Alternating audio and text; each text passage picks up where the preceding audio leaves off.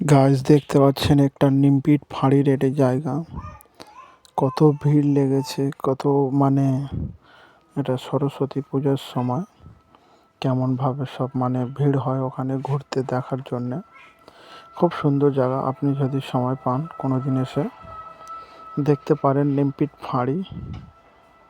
খুব সুন্দর জায়গা, ওখানে ভালো দেখার জায়গা আছে, তাই তো সবাই হাজির হয়েছে দেখার জন্যে। সেই বাকিয়াটা আপনাদের সামনে তুলে ধরছি। দেখুন, সরস্বতী পূজার দিনে, তবে এখানে সিঙ্গেল কারো দেখতে পারবে না, সব জোড়ে জোড়ে আছে। সব মেয়েরা খুব সুন্দর সেজে বার হয়েছে সরস্বতী পুজোর সময় যেমন সাজে। আর অতিরিক্ত মানে বলার মতো নয়, খুব ভিড়। আর জায়গাটা খুব ভালো, আপনি এসে দেখতে পারেন। আর মোটামুটি কোনো ওকেশানে এখানে ফাঁকা থাকে না, এখানে সব সময় লোক থাকে।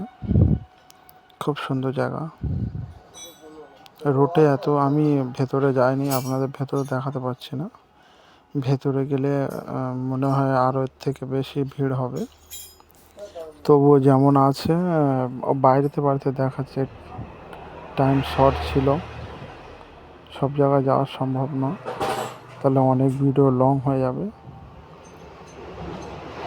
এখানে দেখো খুব সুন্দর, এর ভেতরে জায়গা আছে। এখান থেকে গেলে মন্দির দেখতে পাবেন আপনি।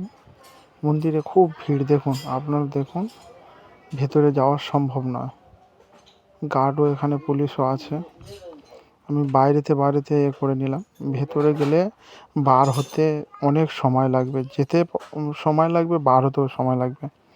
ওই জন্যে ভেতরে আর গেলাম না, অতিরিক্ত ভিড়ের কারণে।